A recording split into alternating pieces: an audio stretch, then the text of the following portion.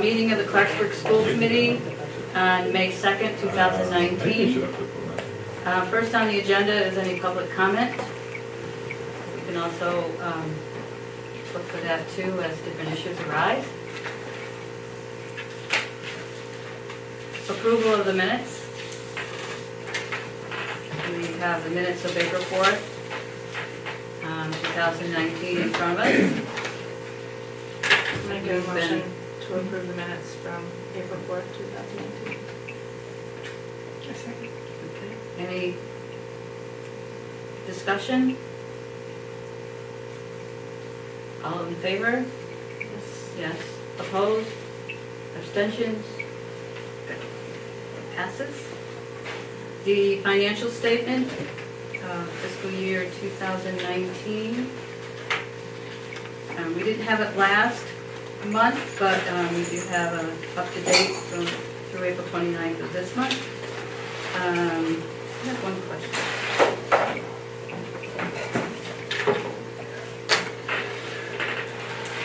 On page 3 of the budget, in the middle, the instructional and technology, it comes to 26.5. I didn't know where that came from. I mean, I guess I don't know where that came from. 26,500 for instructional materials and equipment. Which you said halfway down. There's 26,000 in the budget. We know he's 8,000 so far. Yeah, that one. Is that? It's 26,000 in the budget. Hang on, let me just try and get onto it. Actually, 26.5 in the budget rate. That's been 81.30 spent so far. Is that the line he's talking about? Yes. 27. And actually, it's That's great. 27. should be 27,000, but it's only 26.5 listed. That wasn't my point, though. I was just wondering,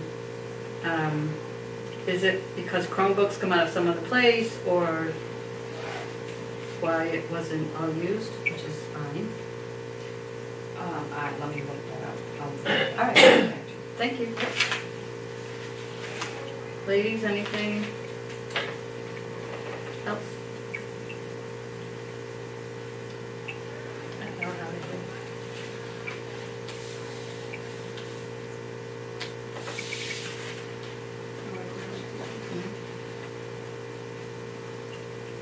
Do I have a motion to approve the current financial statement for fiscal year 2019? I'm going to make a motion to accept the budget fiscal year 2019 from July through 29th. Okay, I can second it. Any discussion?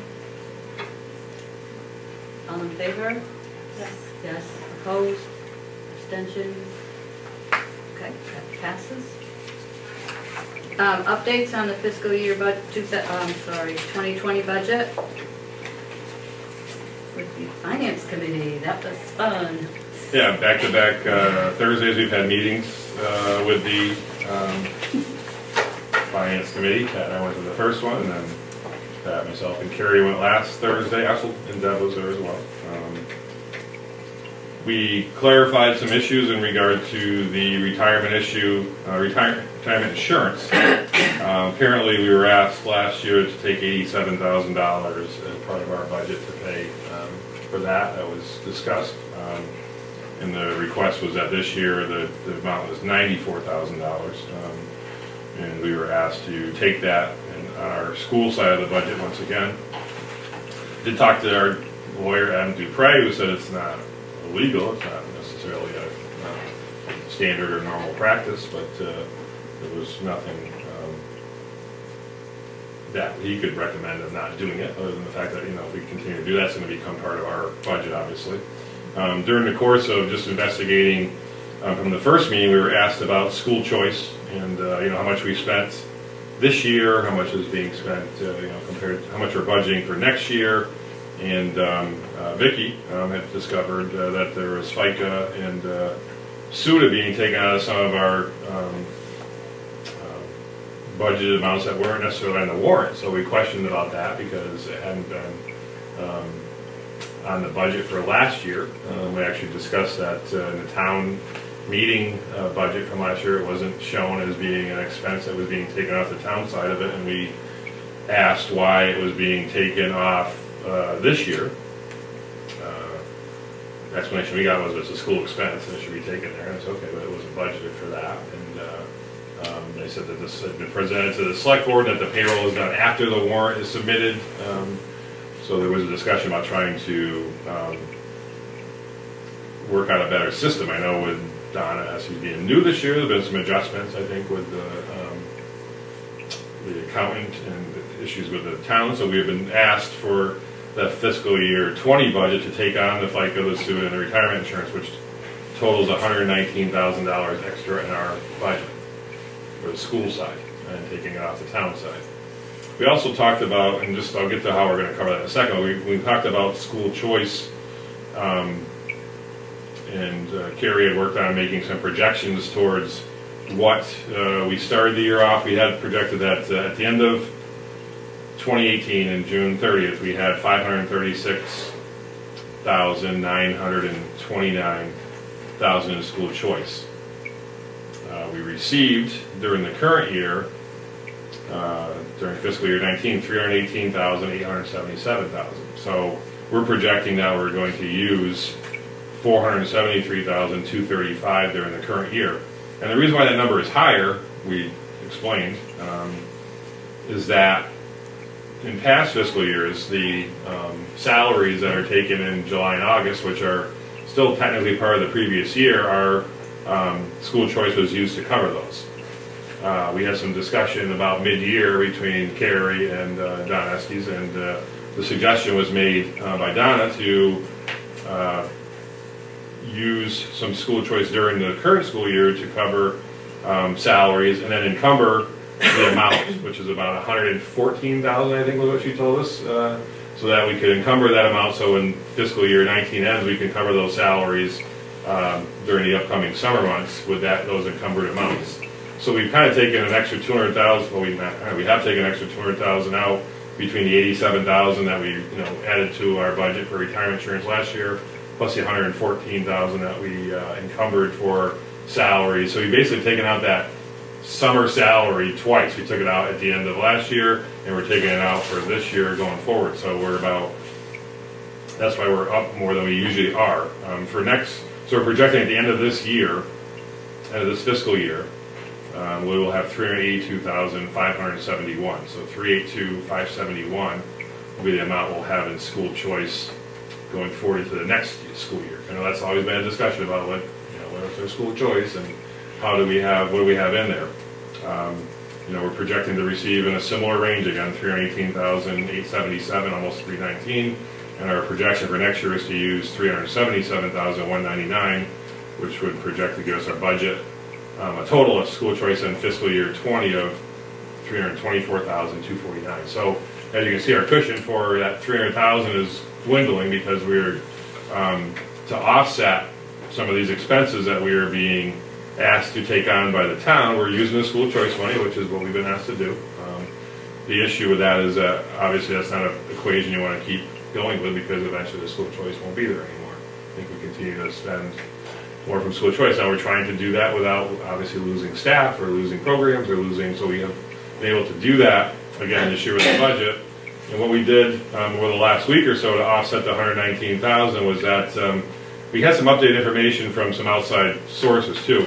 The NBA program that's at the Armory, which is a collaborative special ed program between Adams Cheshire, North Adams, and North Berkshire, is being taken over next year by North Adams because the Collaborative for Educational Services, we just thought that there's too many expenses there. For example, they charge, in the course of a full year for a student, it's over $60,000 a year. That's not including transportation. For one student? For one student. It's actually about 62 and change. So by having it taken over locally, and it's going to be, even though North Adams is running, it's going to be a collaborative between those same three districts, North Berkshire, North Adams, and Adams Cheshire, but also Central Berkshire and Williamstown. Is it called North Adams or Williamstown now? I don't know. Well, whatever it is. Very long time. That one's supposed to, so there'll be 5 towns involved with the collaborative, just working together, because they're all sending students to this program. So the projected cost is going to be in the 30,000 range, which should, we're just, to be conservative, we're going to say that we can save 20,000 out of there because we don't know the final cost yet. They haven't given us the final number, but they are projecting it'll be significantly lower than the 62,000 per student that we were charged this year. So that's 20,000. We've been getting some updated numbers on our Drury tuition from students from Clarksburg at Little 10 Drury, and we think we can take 2 off of our budgeted number, so that's another 24,000 we can take off, so that's 44,000. As part of just being, I think, good accounting practice, we have included in the past 2 family insurance items, line items to cover any new employees that may be coming on during the course of the year. Like, for example, we did have a staff member that came on as hard in September. That's on a family plan. That was, we were able to cover that because it was in the budget, even though she wasn't hired when the budget was approved. So, but we're going to take those out because we just want to take away any kind of items like that aren't necessarily a cost right now. So it's another 38,000. So we're going through that's 82,000, and then to cover the remaining amount, I think it's 39,000. We have 2 ways of doing it. One is that we could not replace a position. That would be an interventionist position, which I think is paid 20,000 and has 19,000 family plan associated with it this year for somebody that is going to be leaving for a new job. Or obviously with the food service, if we were to vote affirmatively on that, we could fulfill that position and take the 38,000 off from the cost savings from insurance there and some other expenses that we wouldn't necessarily have for that program. So those are kind of our choices we're at right now. We're trying to come in at the same 2% or less as we could for the budget that we present to the town because we're trying to work together and trying to make it I think we have a lot of things coming up in terms of our merger vote or debt exclusion vote, so we're just trying to show that we are making some adjustments on our end to try to work together to sustain our school and keep going forward with the same programs, with the same staff, and without losing anything that we have going on. So we have a good school. I don't think we have extra staff right now. I think we're having abundance. I think we have a staff that does a great job and that works hard and covers the needs of the students, and we're trying to avoid losing any positions. We do project that we're going to maybe move some positions around a little bit next year just because of changes in population, but that wouldn't necessarily change what the budget would be in terms of that staffing cost. So that's where we're kind of seeing right now. Thank you. Welcome. Any questions? Any questions about those adjustments? I mean, Carrie can obviously answer those as well. Can I ask a clarifying question? So you said, you referenced the 87,000 that the town asked us to take on to cover the insurance last year. When they asked us to take it on, they actually, we didn't take it on as a line item last year in our budget, correct? Right. Right, so it was never put in as a liability on our budget, because this year we don't have it in our, the budget documents you see don't contain that, right? It was taken out of school choice last year. Right, so we were offsetting and helping the town in that way. And just to clarify for all of us, then that means what they're asking this year is for us to take that on as a line item in our budget moving forward. So it's different than what it was last year in terms of how we're helping the town. In both cases, we're helping the town, but it's in a different means and way, right? Am I saying that? And I did ask them, I said, because they've always been using ballpark numbers, and I said, with all due respect to the new business manager coming in, if we're gonna have a line item that says employees, retirees, health insurance, I want backup documentation. I want to see the list, I want to see the cost, I want to see that A plus B equals C, and that's where that number is coming from. I don't just want an arbitrary number in the budget that was cherry-picked, that nobody can tie back into, that might be able to give the town an extra $10,000 or $20,000 because it wasn't there was nothing to tie it back to. So Donna is giving me those numbers. She's also giving me numbers to back what the SUDA and the FICA/Medicaid are supposed to be, and so there should be numbers to tie back to that. But yes, I mean the last year's number that they told us to come in at 2%, then they asked us to come in less than that, but the number that actually was, that we came in less wasn't tied back to anything, it was just to get us to a certain percentage, so it was like 87,000 and change, which went, I'm sure, towards the cost of retirees' health insurance, but it wasn't fluid, and, you know, the I's weren't all dotted and the T's weren't all crossed, and, you know, we're kind of still waiting on minutes that showed that the finance committee did tell us need to do that, along with putting these other expenditures in our budget, because those haven't been provided to us yet either. So can I then ask, has anybody, and I'm sorry I wasn't at the finance committee meetings, but has anyone asked why they would like us to take it on in our budget as a line item this year, as opposed to what happened last year where we contributed towards that to offset the cost, so that it doesn't become a line item in our budget here on forever? Because it seemed like we were able to do that last year and help them out. Right. So And we I'm wondering did. what's different this year. We did, I didn't ask what was different this year, but we did ask that question, and they want, their explanation was that they want all affiliated department costs and liabilities to be with that particular budget. So then a question was raised of, well then, is the fire department gonna have their retiree health insurance? And there was some conversation around that, and then ultimately what I heard was, okay, sure, we'll put all of the appropriate costs and liabilities with all the appropriate departments, but I'm not sure who's gonna follow through. Well, I was asking that residents of this town should follow through and ask at the town meeting and make sure it's being included in the police and the fire and everybody else's budget too. That's what we were told. You know, Pat asked that question, and that was the response, was that, you know, why is, if it's being taken out of the school budget, then it should be, to be consistent, it should also be taken out, because our, you know, original reply to that was, everybody that works here, ourselves included from central office, we all work for the town, we don't work for the school, we work for the town of Clarksburg, so you would think that those expenses would be taken on through the town. You know, their response was, well, it's an expense and covered by the school, so it should be on the school budget. So we can go back and forth all we want. That's what they're asking us to do.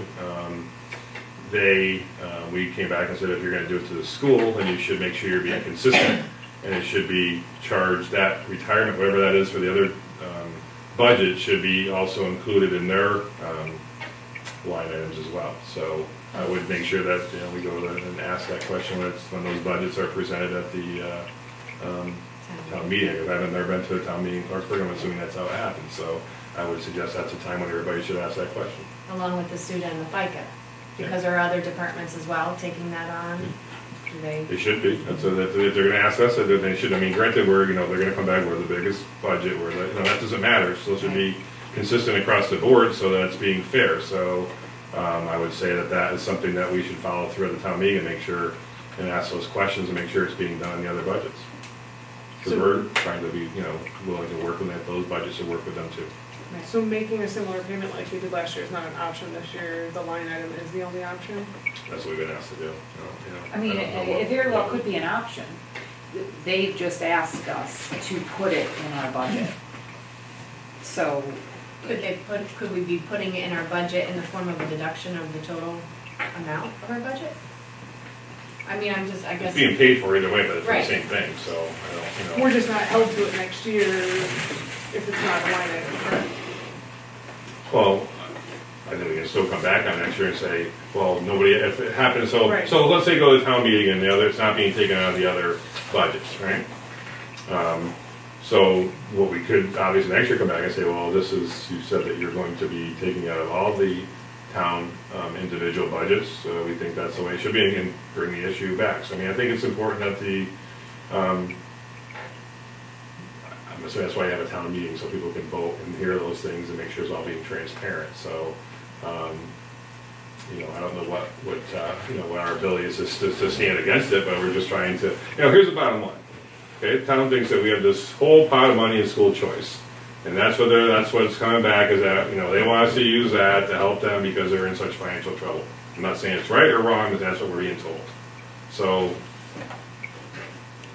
we're trying to work with them. We're trying to use our, you know, our expense that we can. We put money into the budget for You know, for example, another place where the school's giving is this boiler project, which we could talk about a little bit later, but, you know, we had a lower bid that came in 130,000 range, I'd say, total. So, we've also had some work from Derek Wisman from ATC on the asbestos report for the abatement that needs to be done, and, you know, so we have 87,000 in the green grant. There's other, they told us there's actually 44,000, 38,000 in the school stabilization, so they're asking for, again, we tabled that one from last time, we were gonna vote on that to see if we can release that. That would give what? That would be 131,000, right? So we're gonna use some of that 25,000 we offered, that the capital expense, capital improvement expense in our current budget, our proposed FY20 budget, to cover the rest of that expense for the asbestos and whatever other costs are incurred this summer.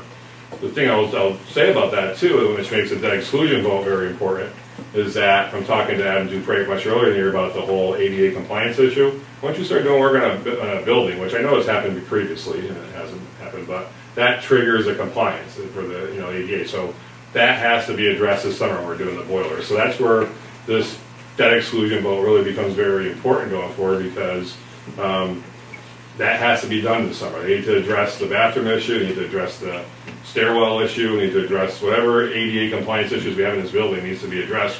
And that's going to, as you know, if we get that money approved, going to take up a big chunk of that 500,000 that we potentially could get. So that's why we're in a really critical stage next few weeks with these town votes, I think, in terms of debt exclusion, because that, once that goes yay or nay, that determines if the merger can go forward, the proposed merger with Stanford, because if we don't have that money to pay for necessary improvements in our building, then I don't know how we go forward without addressing these key issues. We have 2 people in our building now, at least 2, probably more than that have medical documentation saying they need accommodations for not using stairs. And we can't, you know, it's the town's responsibility to address that, and it's not addressed. You know, we're making adjustments, we're making it work for the employee and for the student, but really, it's not being addressed in the way that a court would tell you needs to be addressed. So these are all critical issues coming up that really need to be addressed, and that's why we're just trying to work together to, in our budget, hopefully make some accommodations. So, you know, I've heard it several times in some of our renovation communities. We've had some of our residents who I think were people that were, I'm not sure where they stood on the school building project, but starting to ask the town about, okay, the school's putting money into the building, why isn't the town doing that? So we need to keep, I think, that type of questioning and that type of sentiment going, that we're trying from the school standpoint to make these adjustments to do what we have to do to keep our school sustainable and moving forward. We need the town's help as well in that, and that involves several things. I guess it starts with this vote. I was just questioning if there was a difference of if we could give them that payment again as opposed to a line item this year. I don't know if it's more difficult because it's my first year here, but more difficult to get that line item taken away if they don't follow through with all the other, the library, the police department. Is it harder to get it taken back versus? Well, you basically need to you can come up with 2 budgets. You bring 2 budgets to the town meeting. And it's a vote. Oh, I see. So in one budget would be deducting this 119 off of what we already requested from them. Right. But I guess my question is, is, get enough time to print out the agenda of the articles, so that would have to be written up in an article. That's a piece of what you're looking at.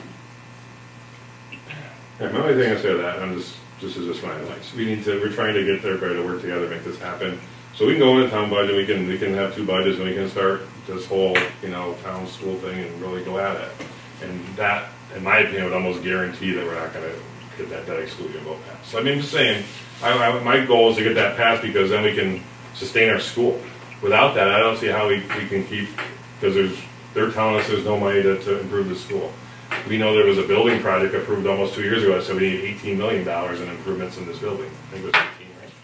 It was 18 million. I wasn't here during that time. I think it was in that range. It was a lot of money put down. It was a lot more than $500,000. And we're hoping that by getting the debt exclusion money, that might also release the $500,000 that the state and the governor's budget has for the roof. That could be, because we've said to them, I guess, through Mr. McKinney, that if we were to contribute $500,000 from the town end of it towards the school improvements, hopefully that would release a matching amount that could be used to improve the roof. and repair the roof. So I think it's just a way of trying to, I'm not gonna sit here and say I was part of this when this whole, vote came and all the stress from that vote and all the hard feelings, but we have to find a way to get past it and try to get our building fixed so we can have a school. Right, I don't know that I feel like it has to do with that, I just feel like when we're working together, it's a two-way street, and I'm trying to figure out where the part coming to us is. I think maybe another way to approach this particular question, so after every article, as you know, there's an opportunity for discussion. And a question from the audience might simply be, is this something that is going to be reviewed annually, so we have the option to decide on this every year as needed, rather than it being a permanent sort of stay put kind of decision at this point. And then an amendment can be made on the floor if the discussion leads to that point. But will people even necessarily know that this is being asked of the school unless... Some might, they may not fully understand. Because the articles don't always fully explain, there's always questions. And the article, the way they're written, never really fully explain exactly how they came to the wording and what the final permanent impact of it is until somebody says, but what about, and then that's why they drag on for 3 hours, because there are people astute enough who will say, but it would have to come probably from someone on the school side, because the town isn't, Right. Right. Yeah, and I do think, there's been a spirit of helping the town, because we decreased our budget last year to help with this cost. So it's not, I don't think, I hope that the town would still see this as a giving move, because it's not, it's giving something up on the school side. Either way, if you put it in as a line item, you deducted it from the bottom line, it's still a giving that we're putting forth. It's just a matter of, I guess, tomato, tomato. So, I guess my question just is, and I guess what you explained that you heard was that they want to see expenses fall on the right, or in the category of whatever it is. And that's the reason why. I'm not saying I agree with it, just as it's all. Right. That's what I'm questioning, I guess, because I wasn't there and I don't know, and there wasn't, I wasn't a part of the discussion to hear a little bit more. And why now? Why wasn't it 8 years ago, 7 years ago, 6 years ago an issue to have everything fall within the same bucket? Why now? And I guess that's all I'm wondering. And if there's another way to look at this and still be working with the town and be willing to give. So I guess I'm just curious is all, and I'm wondering if there's other ways, and if there's a way to bring it up in the town meeting. I don't know how the town meetings function either so well, and I can't say anything in a town meeting anyway because I'm not a resident. Right. But if it can be brought up then, maybe then, I don't know, I've never seen a 2 budget go and what that looks like at a town meeting. Anybody?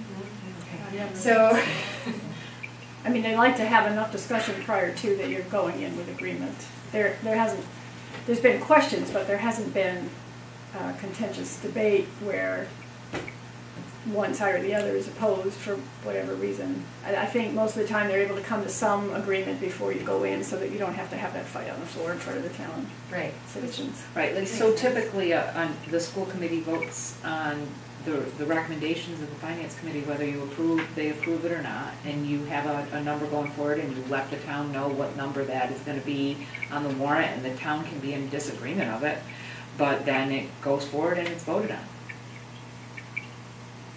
But they will take as long to discuss it as people in the audience still have questions. So it doesn't get voted on until everybody has aired their questions and concerns. One of the things we used to do in Savoy when John Webb was superintendent and we'd have our meetings is we would plan our amendments that we were going to make to the school budget, thinking about, keeping in mind what the town was thinking on their end. And we would make changes at the meeting to that budget. You can make changes to that budget right at the meeting. We would just line up a bunch of amendments that we wanted to make, and someone in the crowd would make those amendments towards that. I mean, the thing I can tell you too is that there's a couple of factors that are not in the town's control. One is that the Chapter 70 money has come in at basically the same as it was last year. There was really no increase for any of our towns in North Berkshire, or most of the schools in Berkshire County, except for a town like Pittsfield, who has against all the factors that make it go up, such as number of students, poverty, and EL population, which we don't hit those numbers, some at all, or some not a high enough percentage, or just not enough numbers. So that's the problem in terms of how it's being funded by the state. So we're kind of getting squeezed on both ends. If the state's squeezing, the towns ain't no money, and this is not the issue that is only in Clarksburg. I mean, we've been told by two of our other towns in North Berkshire to come in at level funded. So we know that that's really being lapsed because we have to fund, just contract raises and different things that we have to work with. We've been trying to work through using money from the REAP grant. The rural school fund bill that was proposed by Senator Hines was rejected by the House last week or 2 weeks ago. So we're hoping the Senate will come through and maybe have a different outcome. But that's kind of it's very disappointing that they rejected that, because we thought the rural school was asking to increase some funding up to was it $400 per student would really not be too much to ask, because the key piece of that is the rural schools don't have a lot of numbers, so it wouldn't have cost out of the state budget as much as, say, they're budgeting for the millions of dollars they're budgeting for charter schools or regionalization. So but you can see by funding those items where their priority is too. So we're kind of caught in a rock and a hard place here in terms of what money is available from the state and from the town, and we're just trying to find ways to keep our school going. Yeah, and that I agree that it's a tough time all the way around, and we helped them last year, and we'll help them again this year, us all, right? And so. I think that's we go into the town meeting and say we do this, and we say, listen, we're giving, we're making adjustments, we're doing, the school is giving back, so we're asking you to vote for this bill that's going to, allow us to do some improvements in our school, because we have to start doing that. We really can't afford to let that wait any longer. The boiler, we know we can cover that. That's why we moved all our summer programs to Florida this summer, so we can have this be an area where we're working in. We also asked, we're going to try to do, if we can get some of that, if we can get the debt exclusion, we can do the ADA work. But if we don't, the town's still got to do something about that. So that's where I think comes, a point of, I guess I think Deb said it. A lot of times all this discussion happens before, so we can go into this meeting and say this is what we've all done to make adjustments. And we're asking the town to do the same for us. They did ask the question again too, even in terms of the pot that we try to leave in there, why we leave so much in there. And the explanation has always been, as for any district, at any given time, we could end up with an out-of-district something that could cost us $250,000 in one swoop, and it wipes out the whole thing. And if you don't have it, we'd be coming back to the town for that $250,000 anyway. So, because they, and it's meant for education. It's not meant for repair of the building and the facility. That's not what that's set aside for. So we had that discussion as well. But, just trying to look at every angle. Both sides are trying to look at every angle to make this a workable situation, but it's tight. Is there another meeting with the finance committee prior to town meeting, or? I believe there's going to be one on the 13th of May, I think. We got an email today saying they were going to go from the 6th to the 13th. I think they have to have it prior to the town meeting in time to submit a budget. So. I think it's in the morning too, by the way. Okay. Which truthfully works better for me because I have the road town meeting that night, so I know it's not good for most people, but. Right. Could this question just be aired out one more time at that meeting? I mean, either way, we've found you've done a great job of creatively looking at where all this would come from anyway, but is the question still able to be posed about whether or not it has to be a line item in our budget, or can it be something we decrease our bottom line around? Are we able to just? I don't think if we don't put it as a line item, they're going to approve our budget. That's kind of what's been relayed to us. Okay. But I mean, it would be working if the school committee wanted to go to that meeting. Right. I mean, the last meeting, the only people that were there were the people that worked the finance committee, the accountant, and the four of us. So there was nobody else there. So people want to go, it's a public meeting, they're welcome to go and ask those questions. Yeah. And we've been asking them. And you can, you asked them about we also asked about the library. We asked about, there was a good discussion about, as a school, are we paying for all the electricity and heat, everything else for the library, not being allowed to have equal, or just, I guess, almost more access to the library. And we got some good support on that, the fact that the way that thing's working now is not the way it was designed to work 20 years ago when it was put in. So we're glad to hear at least people on that board and that were there say this is not right. When we asked to go in and have, when the principal asked to have MCAS testing in there on a Tuesday because the library is closed, and we're told no because it's not open that day. I don't understand why, and they were pretty dumbfounded, why we can't have access to the building to have a separate testing space where either the principal or a teacher or some other staff members there. We weren't really that worried about that happening. I mean, we can't have, I've never heard of a building for a school that doesn't have access to the library when they need it. We also asked about why close at 2 o'clock every day when we have after-school programs that could easily go in there and use that portion of the building. We have, why is it closed on a Tuesday when we have school on Tuesdays? I mean, it shouldn't be closed that day. Another piece that really got a reaction from them was saying about how earlier in the school year we had a meeting with the state police and we're going over safety plans, and the 4 principals from our NBSU districts were there, and myself and Carrie and Deb and all these administrators, and we were told at 2 o'clock, okay, you gotta leave now, we're closing. So I mean, that's just a ridiculous way to do business. And it needs to be publicized. I like the people that run the library, they're all good people, but that is foolish. And it's not fair to the school, and you're right, if we're trying to give back and say we're working, we want the town to give something back to us, we wanted to make that issue, bring that to light. We do a lot of work for the library in terms of the landscaping and cleaning during the summer and all the other things that we do, and we're glad to do it, but we just expect that to, what you're saying, is be reciprocated and come back to, because who do we want to use the library? Our students. We want our kids to get used to using the library, reading books, and having access to that. So you're right. This has to be from the town and the school. It has to. There's been a lot of discussion at these meetings about working together and stopping with this whole town versus school thing. Because if we don't knock it off with that, we're gonna lose our school because of it. And that's as strongly as I can state that, because that's what's going to happen if we don't get some of these things going through. So the town has to be part of that, and they have to start making some decisions that show they want to work together with us, and hopefully they'll just show that by voting for this bill to put some funding into our school. The question was asked if, why the payment of the heating and possibly electricity, lighting, etc. came out of the school budget, and they came back at us and said, well, you had that agreement that, we pay for that because they service our children as well. And that's when the communication kind of broke down, because it was like, well, no, they really don't. And then they were unaware of it, the select board, so they said they would look into the agreement and various other ways to combat the inequities. But I have a question.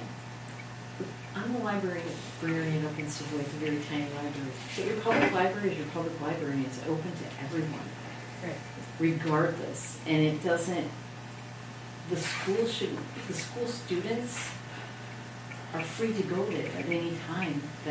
So I don't understand why the school is having to pay any part of the library that's a town expense. Because I guess in order for it to be connected to the school, that was part of the agreement, that the school budget would pay for their heating, because they were servicing the children and it was easy access. They went I after haven't read the grant agreement. money, and that had to be a piece of the agreement between the school and the town. So then I would think that the library should be open at the same hours of school and always available.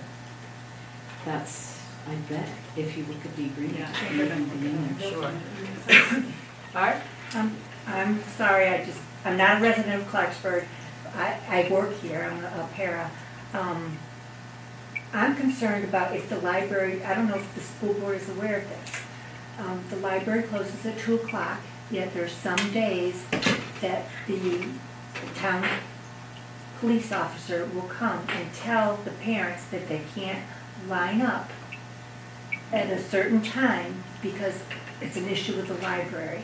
The library closes at 2 and parents start lining up at 2:30. I can just clarify, it's on Wednesday, we were asked to do that because on Wednesday they're open late, so they were asking us if we could do that. When we met, Tara and myself met with the board in February along with Mr. McKinney and Mr. Boucher, where we kind of aired out some concerns, I guess, on both sides. That was one of their concerns was on Wednesdays when they're open late, that people line up early, and that they've asked some of the parents if they could please let somebody back out of their spot, and they were told no, they don't want to get out of their spot in line.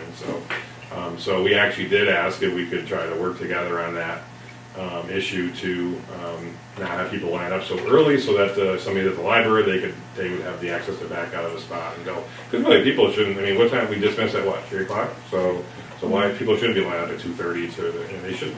But by the same token, if everyone in town knows that the school dismisses at that time of day. Yeah, you don't. I don't just come before or right. after. Right. If I don't have to go someplace, I don't stay here till 3 and get trapped. Right. I get my car trapped Right. either. So right. I mean that's right. I It's just common mentioned it sense, as but- because some parents have, I do the pickup lines, and some parents did convey to me that they thought it was a dumb idea, but I didn't know the reasoning behind it. I don't think it was explained properly. And we don't know what happened with the times when people wouldn't move, and if people were being more cooperative with each other, it wouldn't have happened. So I don't know what happened in history. I don't know what was real, what was not, and what we were just reported to us that people were lining up early and blocking the cars, and somebody wanted to leave. And you're right, common sense would say don't come to the library at 3 o'clock on that day, but.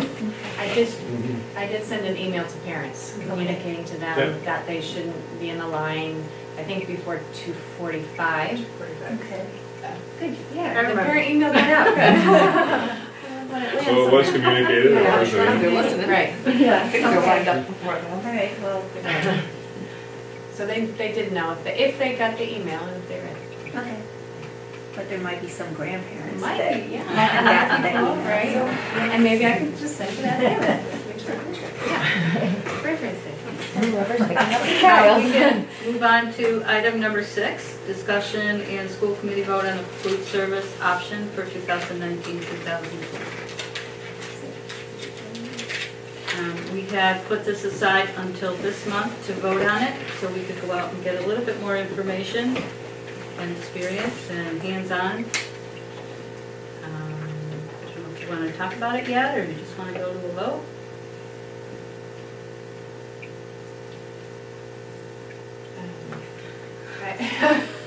Barb? Again, I'm sorry. I personally have a couple of more questions. It's been great this past couple of weeks. The cafeteria has furnished snacks for MCAS testing. I'm just concerned about what happens on days of testing days, and what happens if there's a field day and there's somebody forgot their lunch. I'm not against so much, but I'm concerned about the little things.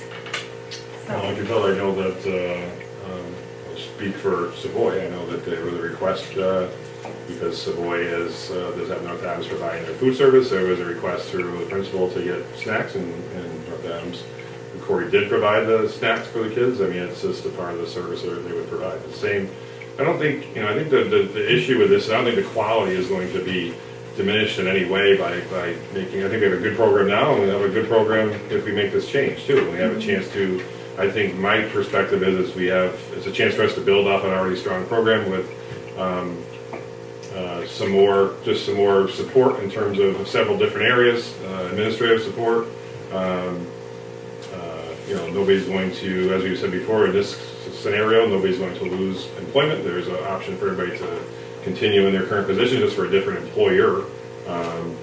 As far as communicating, that's what we would do. We would communicate. I know that's one thing I've heard Corey talk about is that, this is what he does. So he knows that if there's a lunch that's being on a side that is, I've heard him say before, if that's being a popular item, that can become a main item. So they're going to look for feedback. They're going to be talking to us, and that's like, that would be our, we would work together with them, just like we were working together with the current staff to make sure that we're getting the kids, we want the kids to eat.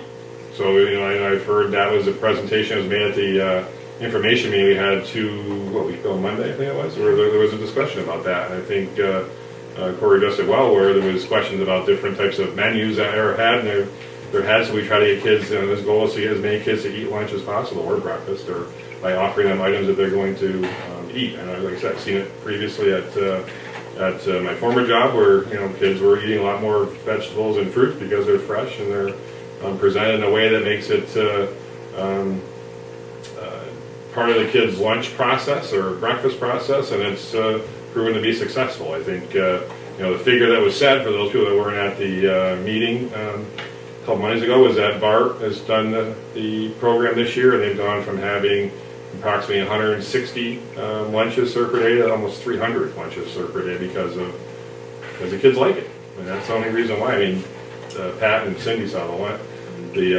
When at BART, I know I had to ask Ron to come because she's had to, in her role as Savoy, working in Savoy, has observed the program in Savoy. So I don't know if anybody wants to discuss what they observed or what they've seen recently, but that would kind of go to the quality, what you're saying with the quality item.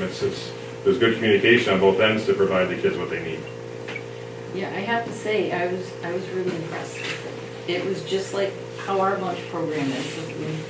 But he set it up so that their choices of vegetables and fruit and everything are first. So they take those parts, then they have their main course, and then whatever goes with that.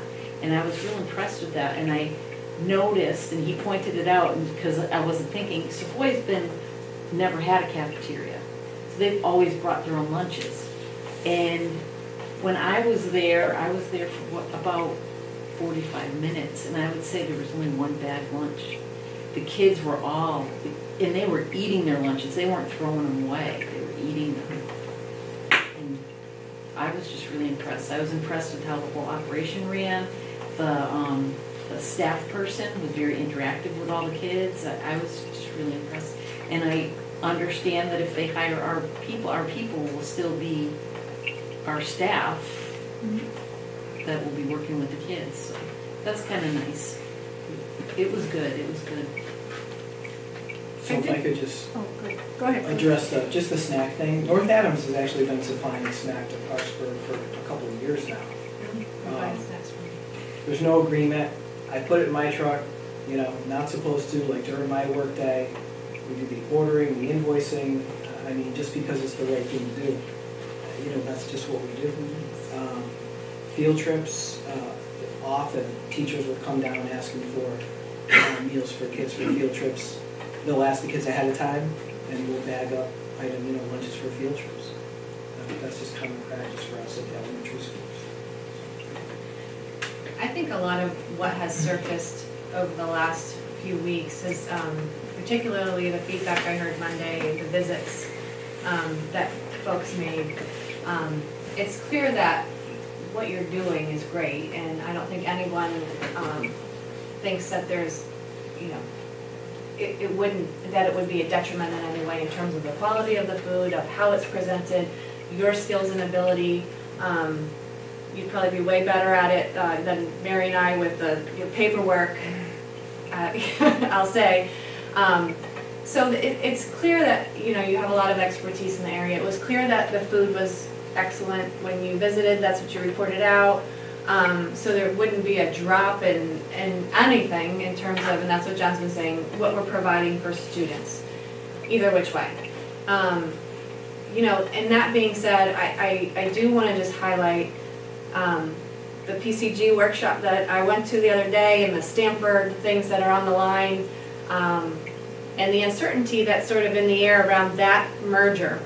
And I want to, again, maybe give the CTA an opportunity to talk about the letter that they wrote, because what they had been asking was for just a stay, sort of like a year to hold off on a decision like this. And I think part of that is knowing all that's going on with that merger and what may come, what may not come. Looking at mergers at the same time feels a little overwhelming. So it has it's nothing personal, it's nothing about the quality of what you do professionally, from me at least, and I can speak for the staff to say I truly believe that's has nothing to do with it. It's really, there's a lot of uncertainty and what I've been hearing from feedback from staff. So I think there's a lot to think about. when you make a decision like this, I heard you say at the parent informational meeting that, you know, with Stanford, potentially, if there's a merger, you're not positive that you could take on another school that, with state lines and things like that. And I think it's hard to think about you getting into something that, after you make investments in a truck and equipment and different things like that, that's not sustainable for you on your end. So I just want to throw all those things out there. I know these are things that have been said before, but I would feel remiss in not airing them out again. I know we've been looking at the money and the insurance and what it would save, and I know we're at a really critical point with this town in terms of making sure we're giving and we're working with town to make sure that we can do the things that this building needs.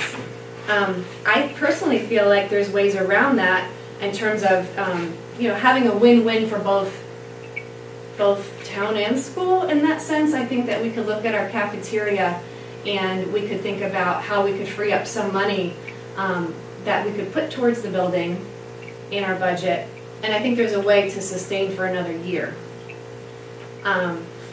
We have, you know, currently people lining up asking for school choice slots in grades 1 and grade 6 and grade 2 and grade 3. We have about 5 students asking for choice slots in places where we don't have openings. And I'm just wondering if there's a consideration of taking on any more choice slots that could offset the cost of, you know, that insurance piece or whatever it is that we're looking at that would free up that money in the budget.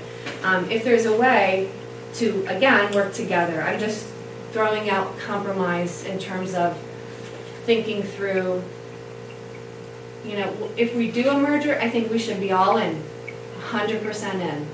And I'm just wondering if this moment in time is when we're 100% there, for your sake and for ours. And if we gave it a little time, if we have the ability to buy a year and do the things that we need to do in the building, if that makes sense. So I'm going to stop talking now and just let that go. So, can I clarify one thing too, going back to the other discussion we have? So in order to come up with that total, are the only 2 possibilities either giving up, for lack of a better term, our food service or the position of specialist?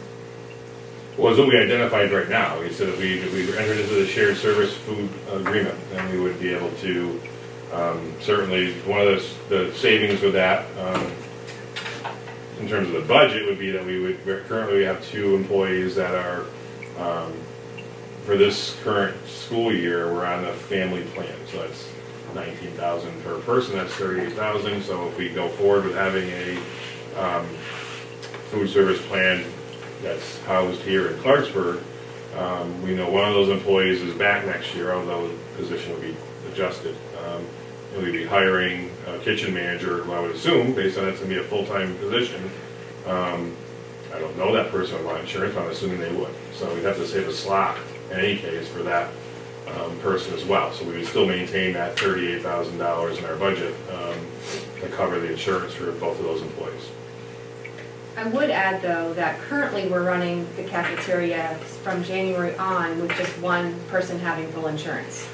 So I'm curious, and I talked to the cafeteria, you know, there is the potential that, you know, if we're running that way from January till now, could we continue to run by staffing it differently and have 1 full-time person and do a series of part-times to fill the other positions so that you're only really requiring 1 full-time insurance in the budget as an option to also look at this, to figure out how to meet in the middle.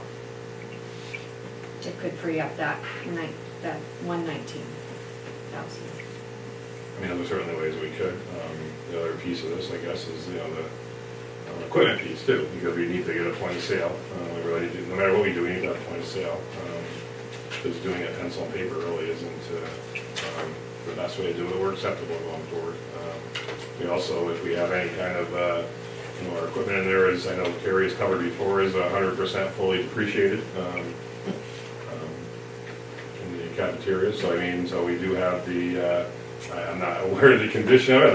I'm not saying it's gonna be replaced next year, but at some point, it's going to need to be updated or replaced. So, and that's a concern because those items obviously are not small items, and we don't have, we're trying to find money to replace and fix other things in the building that we don't have money for right now. So I think that if we can try to avoid that, that would certainly be a benefit as well. So I'm just saying those are some hidden costs that we are going to have to incur at some point if we do maintain the cafeteria. And again, I'm just saying, there's nothing wrong with what we're doing now. It's a good program. It's just that we have, like we do in a lot of areas of our building, we have a lot of challenges right now in terms of how we would address them if there is a problem, and what is our best plan to be sustainable going forward. So, can I just ask one more question? And I apologize to both of you because I missed most of your presentations, Corey, but I did hear the question out in the community, what happens to the kitchen anyway in general? It's primarily what's happening is that you're bringing things in. You're still using the kitchen in some way? Parts of it, some of the service line equipment, yeah, that would be the plan. But you're not actually preparing food on this site? No. Yeah.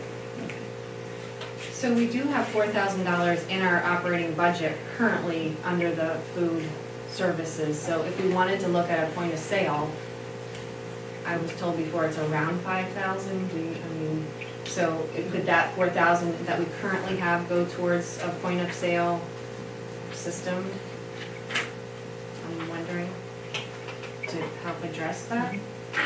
That's what that line could be used for? Yeah, it's an offset in the appropriation for cafeteria expenditures, which right now currently we need because our cost for the price for our lunches is below what it's supposed to be, and the only way that's approved is if there's an offset in the appropriation. So yeah, it can be used for cafeteria. Just so you know, those aren't one-time purchases. You have to maintain them continually until you have to pay for the software licenses every year. They would probably wouldn't cost $5,000. Probably maybe $2,500 or something like that. Per year? No, the initial cost. The initial cost is $2,500? I'm guessing, because I've never just purchased one system. It depends. Right. There's different pieces too. There's a financial piece, there's a management piece, there's different things you can purchase with, like software suites. Okay. And then there's a maintenance per year, like you're running the software or whatever. Exactly, right. Okay. And as just as part of the CTA, I just kind of wanted to reiterate some of the things that Tara had just said, which I probably couldn't say any better, for sure. But we just, as a CTA, really just felt that it just seemed like a reasonable request to maybe think about holding off on doing a merger with all the uncertainties. I just feel like with we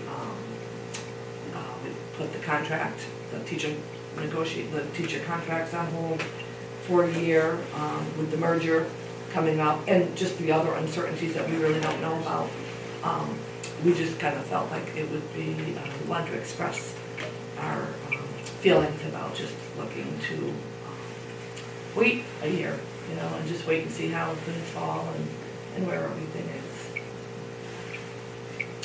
And where everything is when, I don't know exactly at what point, I guess you could say at this point next year, when they would come up again. Tara, what grades did you say you had requests for school choice? Grade 1, grade 6. Mary has it on her notebook downstairs, but I think Did you say 2 or did I? I think grade 2, grade 4. And she thinks grade 7, but. His recommendation on PCG that we increase our class sizes. That's one of their universal. We can talk about that later, but that was a recommendation for them as part of the merger proposal that no matter what we decide to do, we look at increasing, which is can be debated on both sides of it. Well, I like our small class sizes, but do we? Right. So we don't want to sacrifice anything for money, I guess. Any other comments? I just did want to say that we enjoyed the trip to BART. We found that to be very impressive, very organized.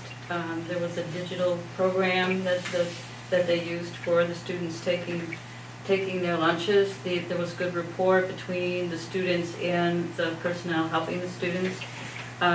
So we found that would be consistent here as well, because that would be kept up.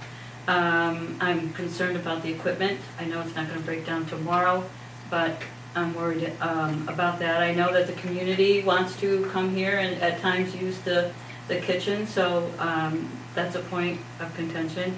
I don't know if the variables that we speak about that are uncertainty now will be resolved by next year. I think we'll still have uncertainties then, so I don't know if putting it off will be the answer to the question. But I do appreciate everybody's input. Are we ready for the vote, ladies? Laura? Now is as good a time as any. Yep.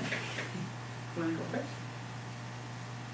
You have to make a motion. Oh, make a motion, I'm sorry. Make a motion. Let's see, we'll make a motion to have North Adams cover our food service options for the year 2019 through 2020. We just say enter into a shared services agreement. Okay. That's Just good. for Enter into a shared service agreement.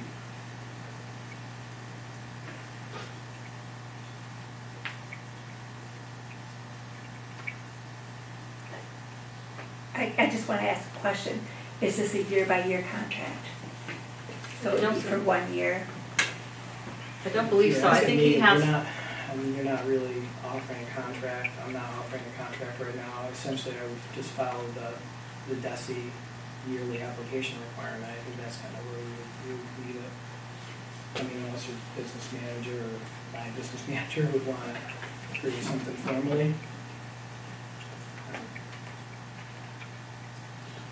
I mean, the way it was presented in this motion is that enter into a shared service agreement with North Adams Public Schools to provide food service for breakfast and lunch during the 1920 school year.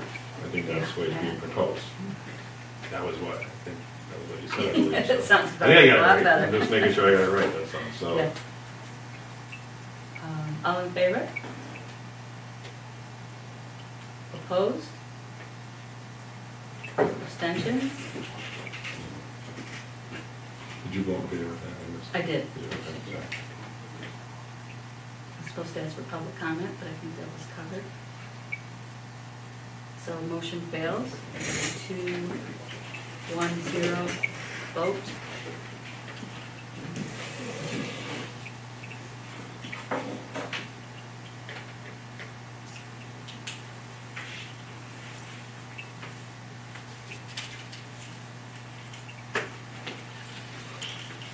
Item number 7, the principal's report. Ms. Barnes?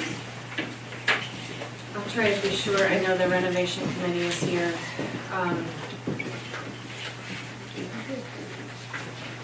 Do you want to take one? I'll try to be very short. Thank you. So I'll just mention briefly that Ms. Witter and I went to a Life Skills Professional Development Series. Life Skills is a program that's research-based, countywide approved. Our current DA in the transition is not funding the training for this anymore, so I was really glad that I went. The program helps to educate students on substance abuse and violence prevention, and it's geared towards middle school, but it's now extended down to 3rd, 4th, 5th grade. So it's something that is recommended countywide. It's great training. It's a great program, and I was one of the last ones to go through the training. So it's something we currently use with our 6th grade, and we're looking to try to expand that. So I just wanted to update you on that point. There are some events coming up if you're able to attend any of these things. There's kindergarten orientation screening next Monday, or the 13th, not next Monday. Bike to school, there's 2 Fridays if you'd like to bike with us. Our grade 7 students are going to the Boston Science Museum, and our grade 8 students are going to their culminating trip to DC, Baltimore, and Pennsylvania, all in May. and we have our spring concert and Grandparents' Day on the 28th. We're in full swing in MCAS, just about done. Our students have worked so very hard, and our teachers have worked so very hard to help them get ready for this. We've had students who have been working up until 2:45 in the afternoon, just really putting their hearts into this, showing what they know, and you all should be super proud of them. I am. Just wanted to update you that currently we are at 11, we have 7 residents for kindergarten. We have all of our choice slots that we opened, we have applications for. So we're looking at a total of 15 right now, I believe. And if we want to come back in the summer, I think what we discussed last time was looking at if there is any more residents coming in, and then if not, potentially opening some more slots for that. I just wanted to update you on where we were currently. Summer programming is in full swing, and I think the registration deadline is Friday. We're offering summer programming at the Florida School, as everybody knows, and providing transportation for many of those weeks for students from Clarksburg to go there.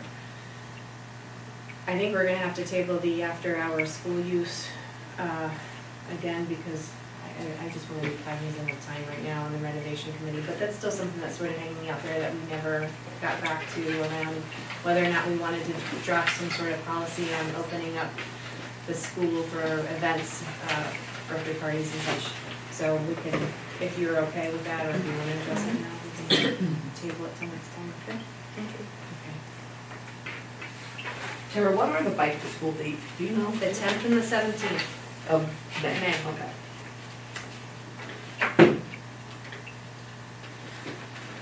Thank you, Mrs. Barnes. Superintendent's report.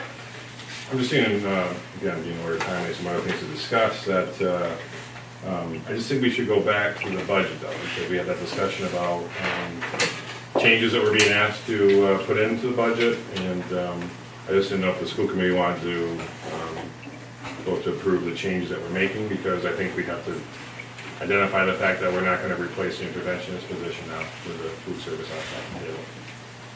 So that would take off $20,000 for the salary, $19,000 for that position, which would be $121,000 off our current budget. So you can cover the $119,000 that we were asked to take on. Since it was discussed and approved previously, we should probably, I think the school committee should vote on that too. Okay. To make a decision about bringing that budget forward to the finance committee. Are you asking us to vote on whether we're accepting, putting those items in for the 119, or what we're, exactly where it's coming from as Both. well?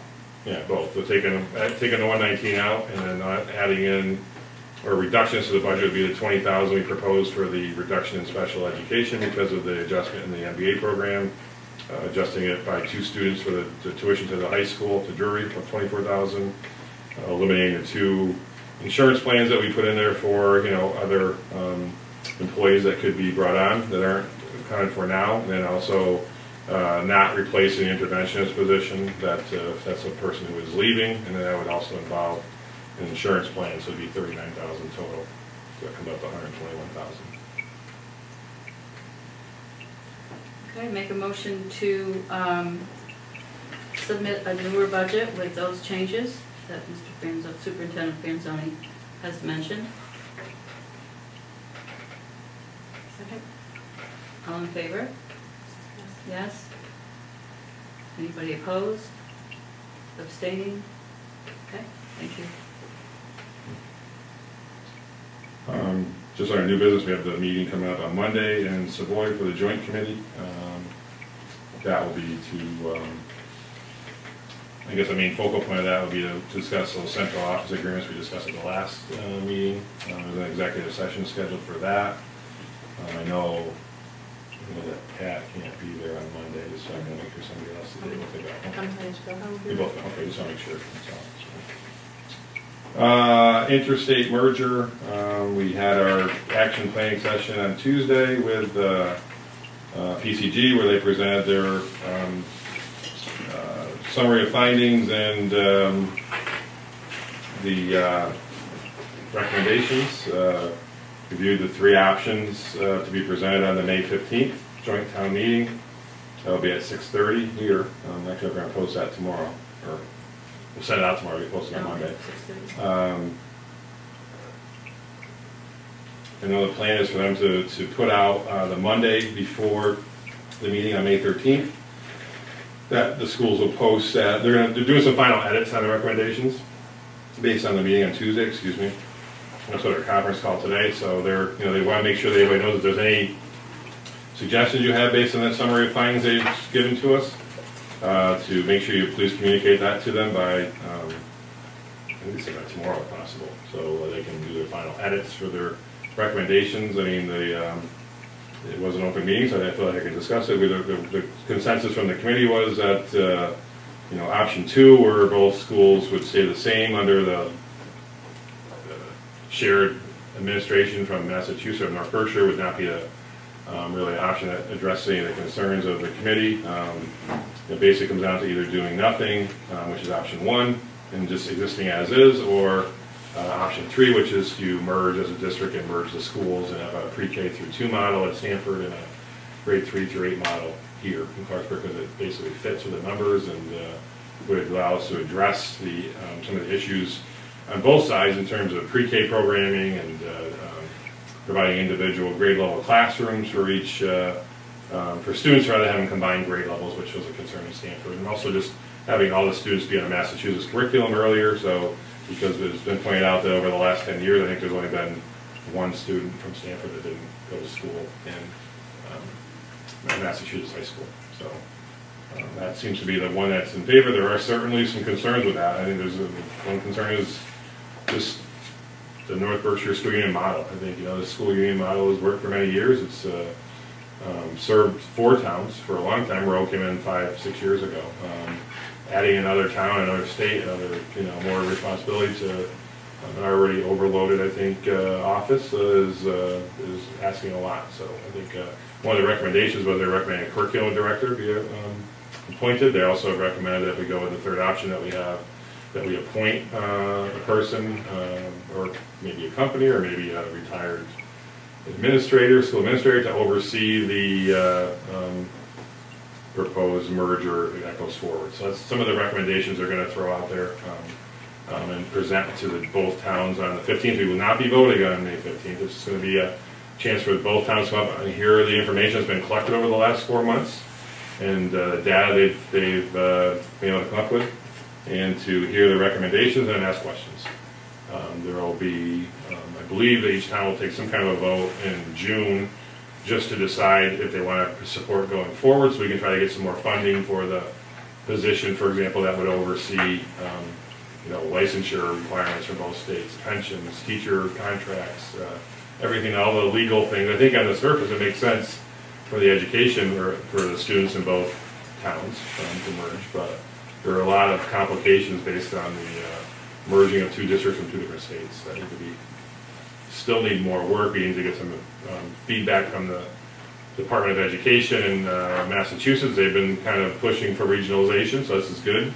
I think there's a pool of money that goes towards that, but they're also, one of my conversations with them is, is this the best regionalization option for us? I don't know what the answer to that question is. I'm not sure where they were going with that, but they're going to certainly want us to explore if this is the best option for both towns, which we're trying to do right now. So, When does that mean? on the 15th, it'll be at 6:30. It'll be here at the school. So May 15th, 6:30, joint town meeting for Clarksburg and Stanford will be here in the cafeteria. Yeah, we're trying to make sure all the meetings are at the same time, so we're over at 6:30. May 28th, while we're here, right, is the election, town election, and May 29th is the debt exclusion? No, it's a town meeting. Town The meeting. 28th will be the election date, and then debt exclusion borrowing question will be on the ballot. And then the following day is town meeting, so if it Okay, is yeah. approved, the town will get to, I need 2/3 majority to pass it through, and also passes on the ballot. Okay, thank you. Yeah, you're welcome. Just before we go into the renovation, I would just suggest that we did have a request from last time to release the school committee to vote. I think it's supposed to be voted in the town meeting, but there was a request that, for the school committee to, from the town, to vote on releasing or approving the use of the school stabilization account, which I believe we had 38,000 before. Mr. McCain told me it's actually 44,000. So that was a request that was made that we tabled last time. But they just wanted 38. I think they want the whole thing. Seriously? We can get it, we can use it, actually. They'll make up that gap. I'll just say that what was presented at that meeting was, to me, was that there was 87,000 in the green grant and 44 in the stabilization, which would be 131. The project for 2 boilers, not 1, would be in that range, and we still have to pay for the asbestos abatement that Mr. Wisman has submitted to us. So it would be more than 130,000. And what's the town paying?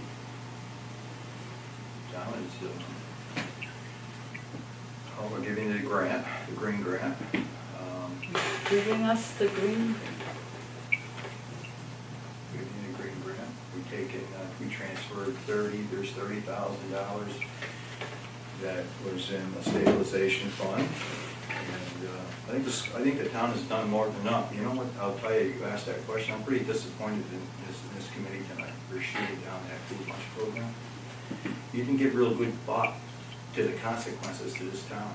And, every day, as a select board member and chairman, I fight the fight. The select board fights the fight to keep this town going.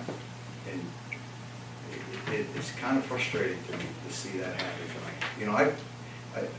I've tried to change the course of how things are and work with the school and try to be an advocate for the school, but it's kind of frustrating when we see things happen like this. You've got to have compromise. I know we compromise as a town all the time. And I just find it very frustrating and unfortunate, because I think you would have a better program with more choices for the children and everything else. I know it's hard to give up control sometimes.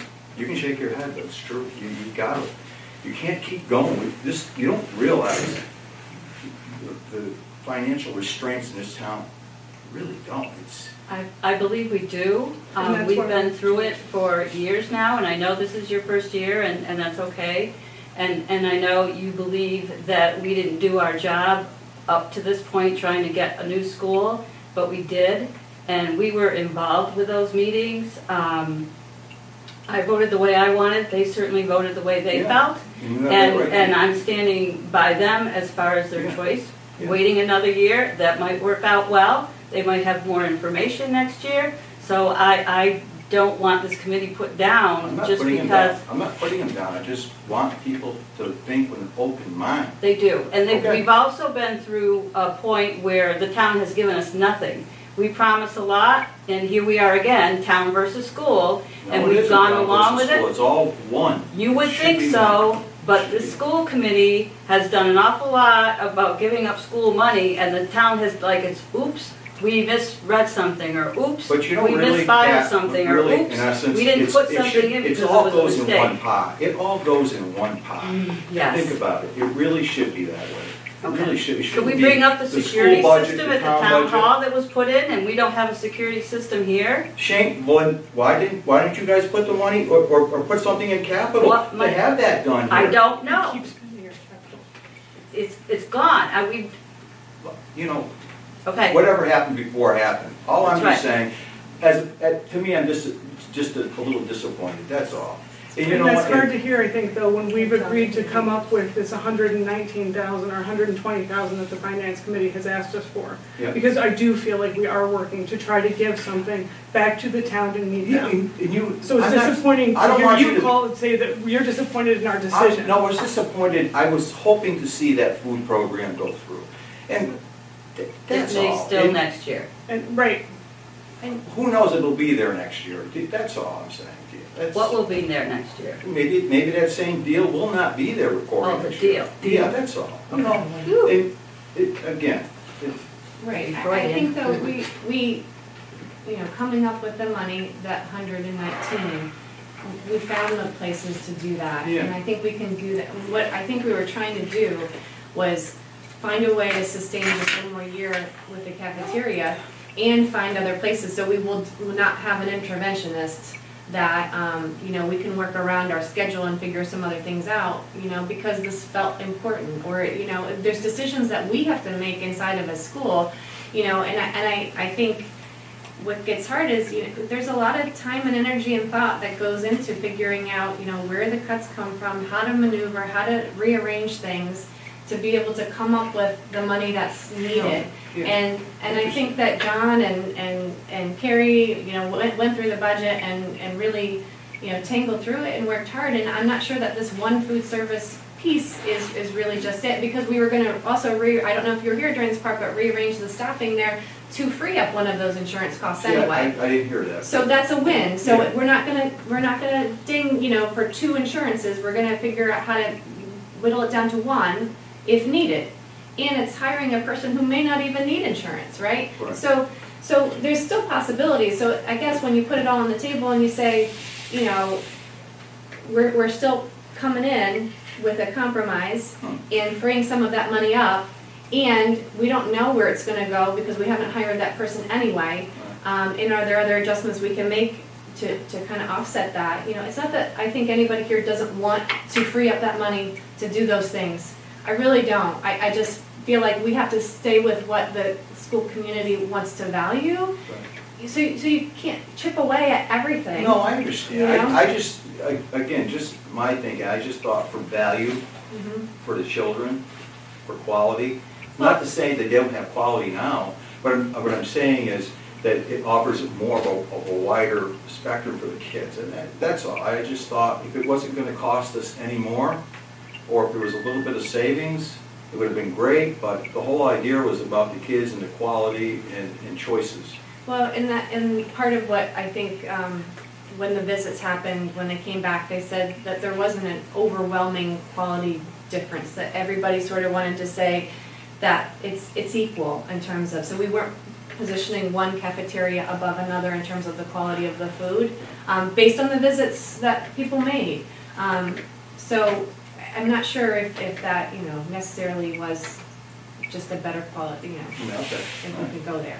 Yeah. Listen, I by no means I put you guys down. You respect your decision. You made your decision based on how you feel and what's best. That's just me. You know, I just listened to John and different things, and Corey, talking with Corey up and on. And it seemed like a good fit. That's all. Yeah, and it could be a good fit potentially in the future. Yeah. I really do think so. Yeah. Oh, and Pat, by the way, from the select board, thank you for your years of service. Oh, you're welcome.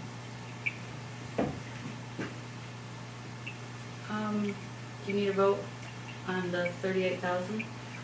I think we should, yes. Okay. Which is 44,000? 40. Oh, that really. It's really 40. Well, they told us it was 44, so. When I go to 44, I got 38 in my head. Because one of the things I think that was brought up, and I just want to make a point of this, was that we had a very productive meeting with Derek Wisman,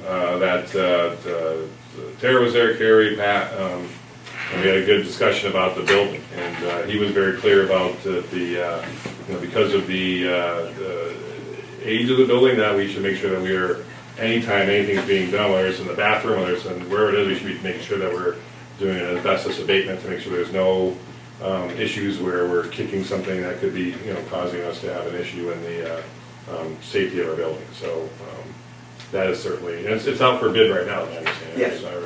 So there is, he's provided some information. He just submitted an amendment that would be put onto the RFP for the asbestos abatement, and That'll be coming back quick too.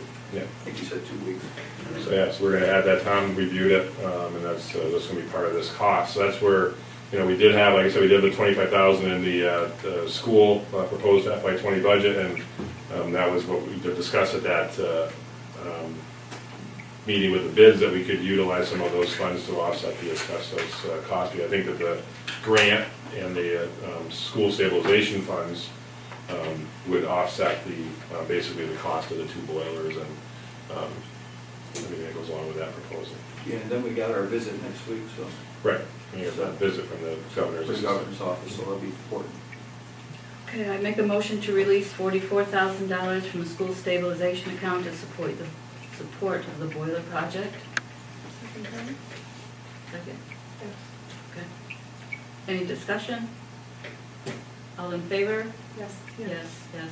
Opposed? Abstentions? Okay, so moved.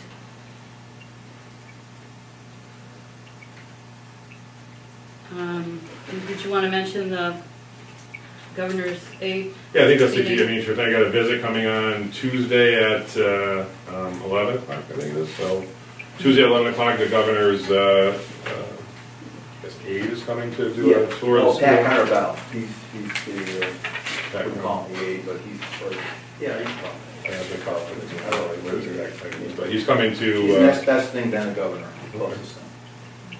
So I know, Pat, you said you weren't available because of your schedule that day, but I know, I guess it'll be myself, Tara, are you gonna be here that day? And, Ms. Carl will be here also, so, just to show them the building and, you know, hopefully, help to, release that 500,000 that was in the budget for this year. I still think that, where the debt exclusion vote comes in, because if we don't put any local funds towards our school, I don't think we have any shot of getting that money released. I hope I'm wrong, but I hope. Yeah, the plan is to maybe take, if everything goes well on election day, which I hope, is we can take that 500,000 we have earmarked for the school Right. and match it, so we'll get $1 million. Yeah, I think we show them a local commitment, I'm saying, by voting for the debt exclusion. Absolutely. We really get the, That's why give them a we better have shot a- at getting that money from the I have an government. informational meeting, it's coming on the 22nd of May. I think we're gonna have it here at the school. 21st. 21st, yes. Okay. Just, yeah, and again, I'll be in touch with you, because I hope I anticipate a lot of people coming, you know, that'll be good, so. Yeah, so Tuesday, May 21st at 6 o'clock, there'll be an informational meeting about the debt exclusion vote at the school. And then the following Tuesday, on the 28th, that will be the ballot, my Yeah, understanding. that'll be So election day, and that'll be on. 6:30, so on- on Yes. 6, they're not supposed to 6:30? they're all at 6, I believe, right? The informational, 6:30 is the May 15th. May 15th is 6:30. The 21st is 6 o'clock, and then the town meeting is 6 o'clock the following week on Wednesday. the town meeting is 6:30, the 6:30. clerk told me today. 6:30. 21st is 6 o'clock. Okay, any other discussion? Anything else with this thing? I think the key thing is that, you know, that meeting on, with the governor, and then these other informational meetings that are coming up, and encourage people to go. Next meeting is Thursday, June 6th at 5 o'clock PM. I make a motion to adjourn at 6:28 PM. Second? Second. Also did want to present these to Ms. Prendor and her, I guess, what will be her last meeting for all her dedicated service to the school committee, so. Thank you. You'll be missed. Thanks. Definitely. Thank you. These are made by other Sutherland, they're high test. Delicious. Comply with the wellness. Yes, plan, everything. Was there a second? Yeah. Yes, all in favor? Yes. Yes, yes. No abstentions? Good. Thank you.